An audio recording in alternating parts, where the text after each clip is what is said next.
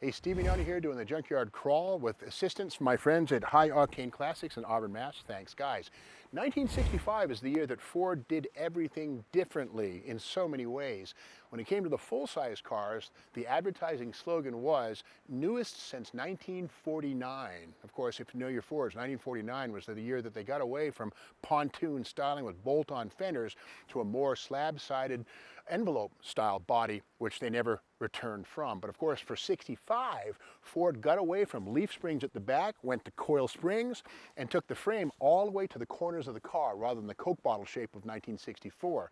So this is a 1965 Country Sedan. Now, a lot of folks think that full-size Ford wagons were always country squires with the wood on the side, painted white, going to the country club. Well, the Country Sedan was the base model, and a lot of these were sold in this configuration. And keep in mind, too, 65 is also the year Ford Mustang exploded onto the scene.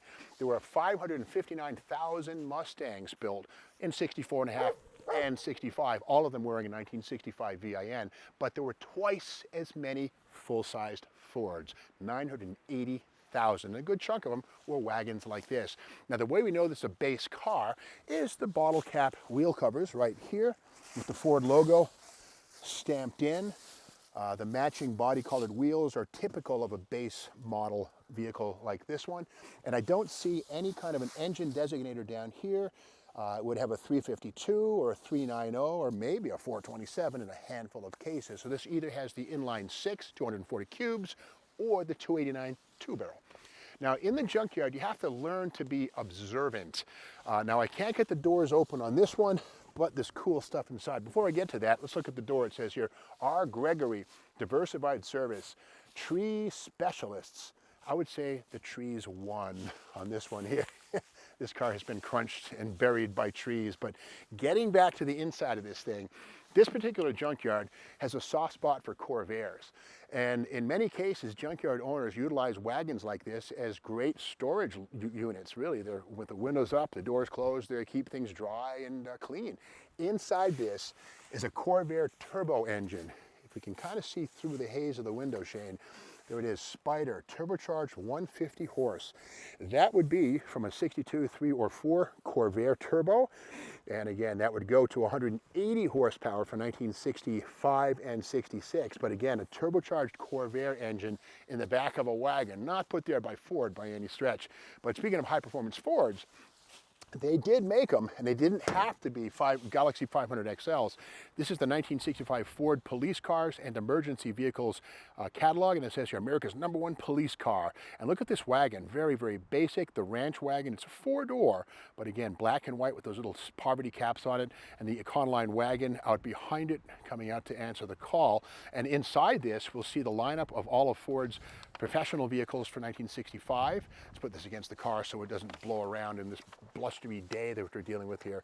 But there it is right there. We can see the Fairlanes, the full-sizers, the Ford Custom, which was the base car, and again, the Country Sedan was the cheap version of the full-size wagon. Moving along, we also see these beautiful illustrations, the 2-door post. Imagine that thing with a 427 or a 390 Police Interceptor. How cool is that?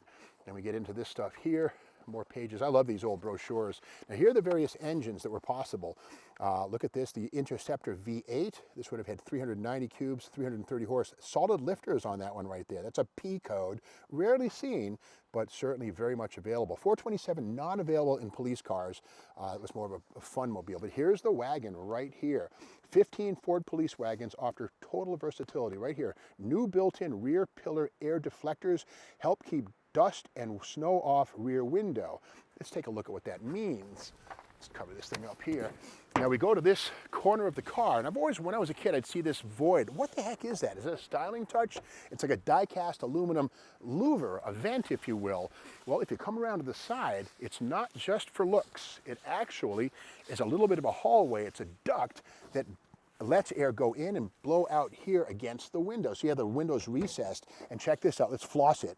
This stick right here, this basically indicates that the air, there's a tunnel through here, the air goes through like that and comes out. It's a wind tunnel design. In fact, here's one on this other town wagon right here. We can see here the vent comes through on the back of this one here.